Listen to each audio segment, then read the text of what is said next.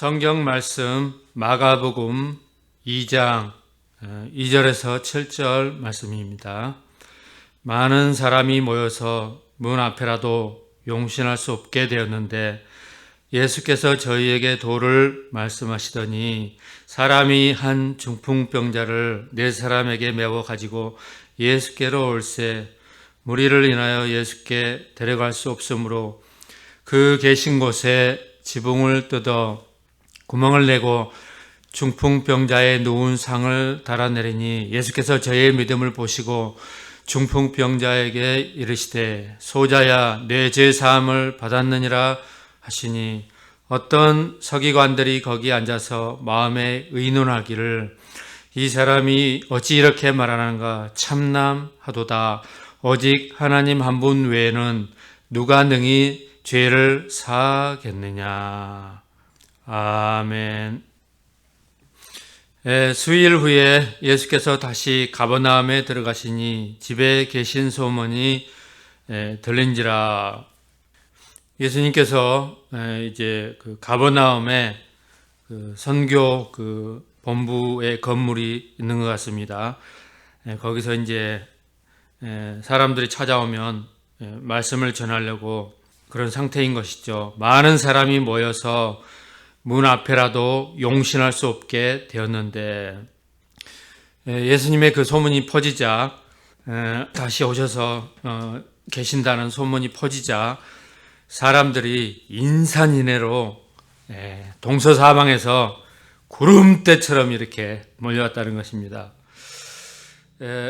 한국교회도 초창기에는 들에다가 천막을 쳐서 교회를 시작해도 교회가 생겼다는 소문만 퍼져도 사람들이 몰려오고 또 교회에서 집회하고 이런 것이 퍼져도 사람들이 인산인해로 몰려오고 그랬던 때가 있었습니다. 그래서 교회가 되고 성전 부지를 사고 성전 건축하고 이렇게 신학교 다니면서 해서 전도사를 거쳐서 목사 안수를 받고 이렇게 했던 것이죠. 그러나 지금에는 개척교회가 있고 우리나라의 교회가 이렇게 3만이 넘는 그렇게 많은 교회들이 있는 것이죠.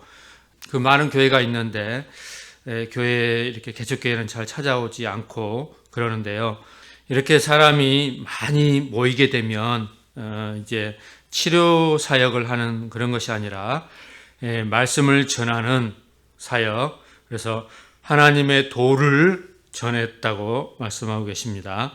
오늘날도 해외 선교할 때 중국이라든가 인도라든가 선교를 하게 되면 많은 사람이 인산인해로 많이 오게 되면 하나님의 말씀을 전하는 것이죠.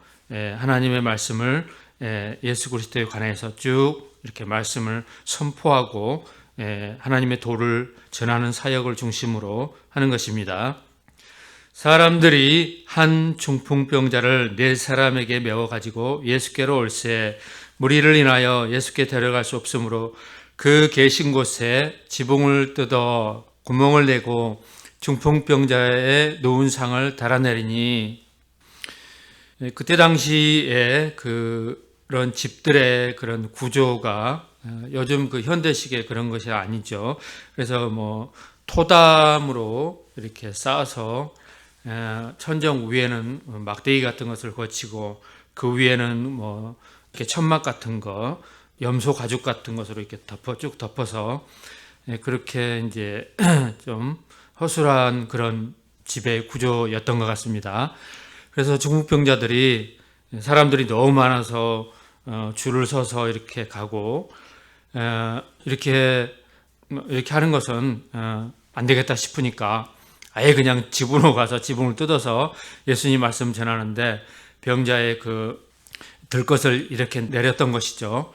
예수께서 저희의 믿음을 보시고 중풍병자에게 이르시되 소자야 내 죄 사함을 받았느니라 하시니 예수님께서 이제 그 중풍병자의 그런 사람들의 믿음을 보셨다는 것입니다. 저희의 그 남의 지붕을 뜯어 가지고 그렇게 무례하고 그렇게 지키지 않는 그런 것을 보시는 게 아니라 허물을 보시는 게 아니라 그들의 믿음을 보고 소자야 내 죄 사함을 받았느니라 이렇게 말씀하셨다는 것입니다.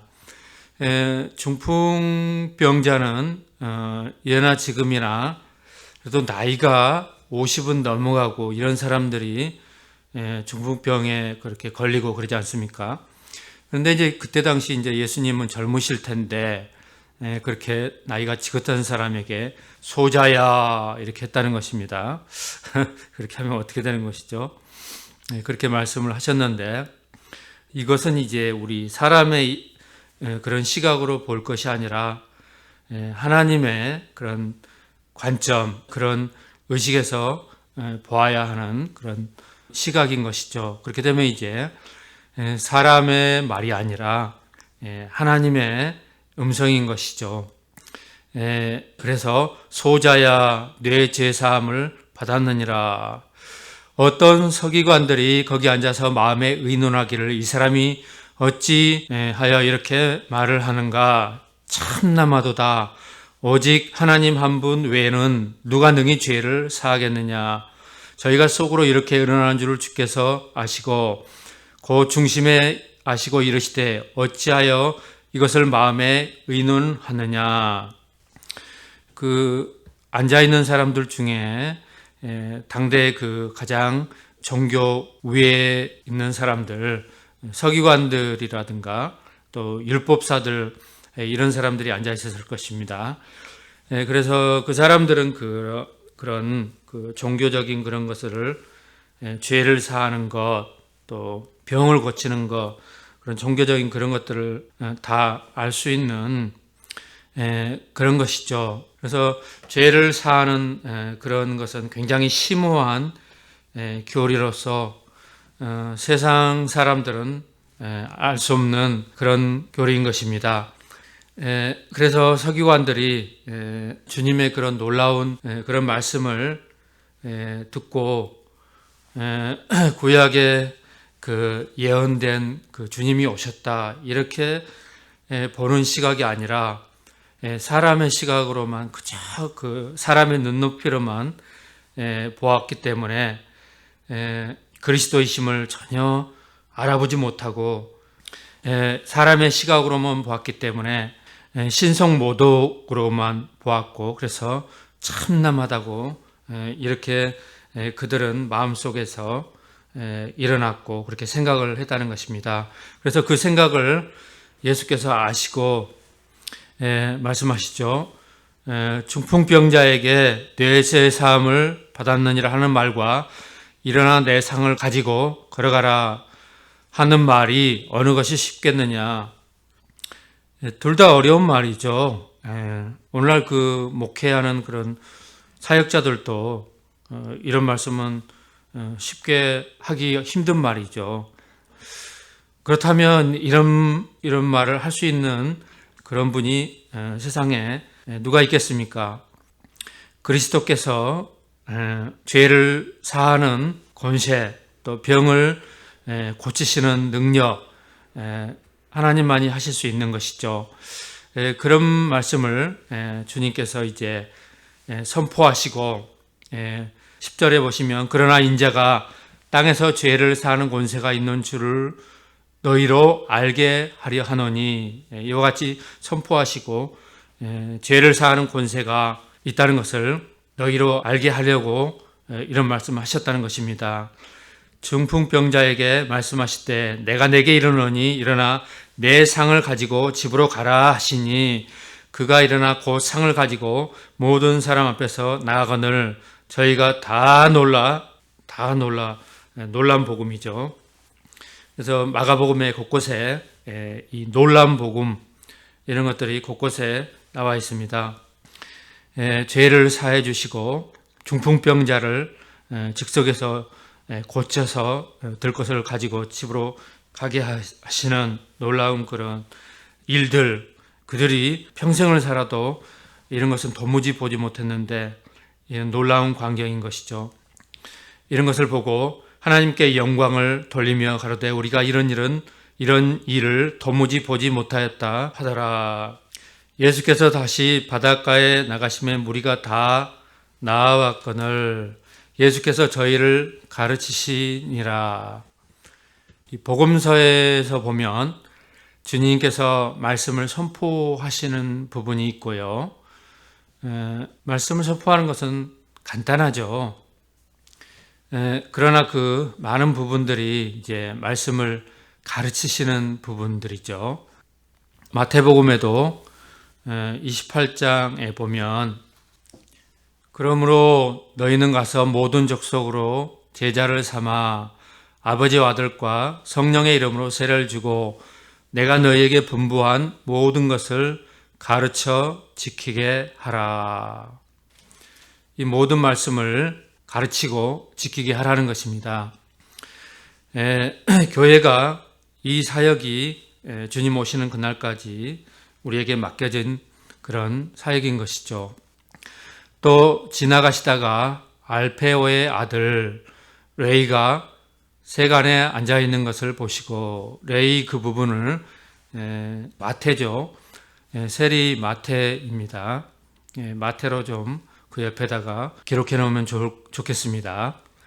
저에게 이르시되 나를 쫓으라 하시니 일어나 쫓으니라.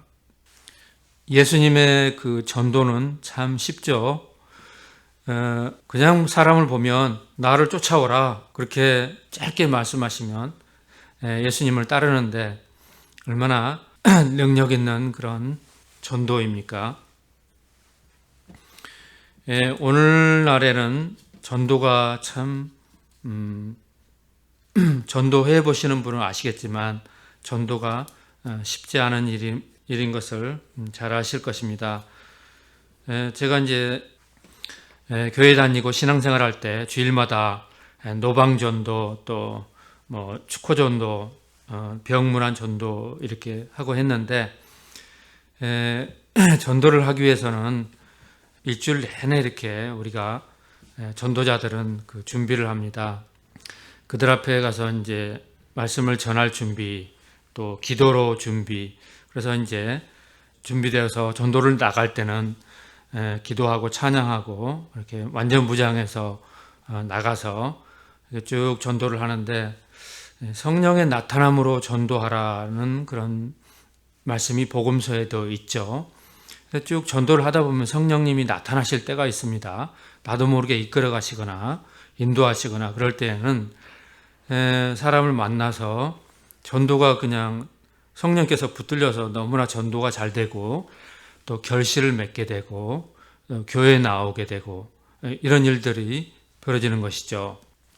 그래서 전도는 전도하는 사람이 이렇게 온 마음을 다해서 전도하고 또 그것이 이제 훈련되어지고 그래서 전도하는 그런 것을 일상생활에서 우리가 훈련되어서 전도하는 사람. 그래서 예수님께서 베드로에게 나를 따라오너라 내가 너로 사람을 낚는 어부가 되게 하리라 이렇게 말씀하신 것이죠. 예수님의 제자들은 이런 전도하는 훈련이 되어서 사람을 낚을 수 있는 그런 전도의 능력의 사람들이 되어야 된다는 것입니다. 그의 집에 앉아 잡수실 때 많은 세리와 죄인들이 예수와 그 제자들과 함께 앉았으니 이는 저희가 많이 있어 예수를 쫓으미러라. 세리 주위에는 세리 마태 주위에는 많은 세리들이 있고 또 여기 그 죄인들 그랬는데 이 죄인들은 도대체 누구인가요? 함께 앉아서 예수님하고 식사를 하셨다는 것입니다. 교회도 이런 세리들, 죄인들이 다 나와서 예수 그리스도를 만나고 또 듣고 함께 식사하고 그래야 된다는 것이죠. 그래서 예수님께서 내가 의인을 부르러 온 것이 아니라 죄인을 부르러 왔느니라 하신 것처럼 많은 세리들 또 죄인들 이런 사람들이 그 함께 로마의 그 지배 아래 놓이면서 유대인들의 그런 각 도시마다 세금을 걷어내는 그런 어떤 용역업체라든가 그런 하청업체 그런 것을 이런 세리와 또 죄인들이 거의 다 이제 그런 조폭들, 깡패들, 또 어깨들 이런 사람이 팀을 이뤄서 위협하고 사람들에게 그런 것을 행사하면 돈을 안 내놓을 수가 없죠. 그래서 세금 얼마를 그냥 농사지면은 쌀을 100석을 했다 그러면 그 10분의 1, 10분의 2 이렇게 그쵸 세금으로 걷어내고 이런 것을 같이 해서 그래서 이제 로마에 갖다 바치고 그 세리들 또 죄인들 이런 것이 아니었을까 생각됩니다. 이런 사람들의 특징은 단순하게 어떤 리더의 그 깡패 그 우두머리죠. 잘 따르죠. 그 두목이 오라면 오고 또 우리 가자 그러면 가고 잘 따릅니다. 참 단순한 데가 있고 일괄적인 데가 있는 그런 조직 같습니다. 우리 교회 한국교회 초대교회 역사에서도 이런 깡패들이 회심해서 예수님을 영접하고 목사가 되고 그래서 걸출한 그런 인물이 되고 이런 사람들이 김익두 목사님 이런 분도 계시고 교회사에서 여러 그런 분들이 계시죠. 저희 신학교 때에도 그런 그 선배 중에 지금은 그 목사님이시죠. 당연히 윤종호라는 그런 목사님이 계시는데 이분이 그 춘천에 사시는데 이분도 그 어깨였어요. 키도 좀 땅땅하시고 체격도 땅땅하고 딱 보면 그렇게 조폭처럼 그렇게 인상이 확 풍깁니다.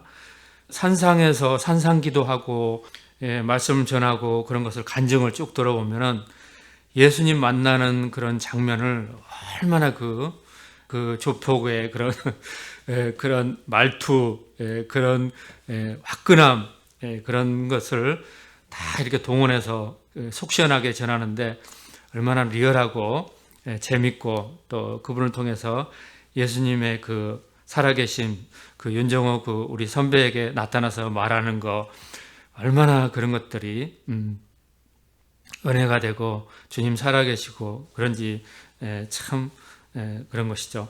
그래서 이런 분들이 회심하게 되면 정말 그 일꾼이 되고 충성스럽게 하고 그렇다는 것입니다. 바리새인의 서기관들이 예수께서 죄인의 세리들과 함께 잡수시는 것을 보고 그 제자들에게 이르되 어찌하여 세리와 죄인들과 함께 먹는가? 예수께서 들으시고 저희에게 이르시되 건강한 자에게는 참 예수님께서는 참 짧은 말씀인데요. 짧은 말씀 몇 마디에 사람들의 그런 모든 그런 지식과 그런 말문을 다 닫아버리는 그런 능력이 있으신 것이죠. 건강한 자에게는 의원이 쓸데없고 병든 자에게라야 쓸데있느니라. 내가 의인을 부르러 온 것이 아니요 죄인을 부르러 왔노라 하시니라. 이렇게 말씀하시니까 그때 당시에 그런 서기관들, 율법사들, 또 바리새인들 이런 종교 지도자들의 그런 유전들 그 사람들 째째하게 얼마나 그런 종교의 그런 그 유전을 가지고 이렇게 해라 저렇게 해라 얼마나 째째하게 그렇게 걸고 넘어지고 그러는지요. 근데 그 예수님께서는 이런 것들은 거의 다 지키지 않고 율법에 관한 그런 말씀 중요한 부분만 지키고 그런 것을 보고 제자들도 그런 유전 같은 거 잘 지키지 않고 주일날 이삭 같은 것도 배고프면 그냥 즉석에서 훑어서 손으로 이렇게 해서 먹고 그랬던 것을 볼 수가 있죠. 요한의 제자들과 바리새인들이 금식하고 있는지라 혹이 예수께 와서 말하되 요한의 제자들과 바리새인의 제자들은 금식하는데 어찌하여 당신의 제자들은 금식하지 아니하나이까? 이제 금식하는 그런 그 유대인들의 절기에 다 금식하는데 왜 당신들의 그 제자들은 금식 안 하고 그러는가? 이렇게 물어봤다는 것입니다. 예수께서 저희에게 이르시되 혼인집 손님들이 신랑과 함께 있을 때 금식할 수 있느냐? 신랑과 함께 있을 동안에는 금식할 수 없느니라. 이제 혼인하는 그런 것이 벌어졌는데 예수님이 신랑이시고 제자들이 그 신부이고 그렇다는 것이죠. 그래서 신랑하고 함께 있는데 무슨 금식을 하냐? 이렇게 예수님이 변호하시고 그들을 두둔해 주시고 이렇게 당장 앞에 나가서 말씀해 주시고 그런 것을 볼 수 있죠. 그러나 신랑을 빼앗길 날이 이르리니 그 날에는 금식할 것이니라. 생배 조각을 낡은 옷에 붙이는 자가 없나니 만일 그렇게 하면 기운 새 것이 낡은 그것을 당기어 헤어짐이 더하게 되느니라. 새 포도주를 낡은 가죽 부대에 넣는 자가 없나니 만일 그렇게 하면 부대가 터뜨려 포도주와 부대를 버리게 되리라. 오직 새 포도주는 새 부대에 넣느니라 하시니라. 이 말씀은 그 신문 기사라든가 그런 기사에 보면은 우리가 종종 볼 수 있는 말이죠. 예수님이 하신 말씀입니다. 정말 새로운 교훈이 되는 말씀입니다. 안식일에 예수께서 밀밭 사이로 지나가실새 그 제자들이 길을 열며 이삭을 자르니 바리새인들이 예수께 말하되 보시오 저희가 어찌하여 안식일에 하지 못할 일을 하나이까. 이런 부분을 보아서도 바리새인들이나 그들이 그 예수님과 그 제자들의 그런 지켜보고 쭉 그렇게 뭐 이렇게 잘못된 짓을 하나 안 하나 감시하고 그랬다는 것을 볼 수가 있죠. 그래서 안식일에 그 밀밭 사이로 지나가다가 배고프니까 제자들이 이삭을 이렇게 해서 먹고 그런 것을 보고 안식일을 범했다는 것이죠. 안식일에 밀을 이렇게 꺾었으니까 일을 했다는 것이죠. 예수께서 가라사대 다윗이 자기와 및 함께한 자들이 핍절되어 시장할 때에 한 일을 잊지 못하였느냐. 그가 아비아달 대제사장 때 하나님의 전에 들어가서 제사장 외에는 먹지 못하는 진설병을 먹고, 그렇죠. 출애굽기 25장에 진설병에 관한 말씀이 나와 있습니다. 떡 조각 있죠.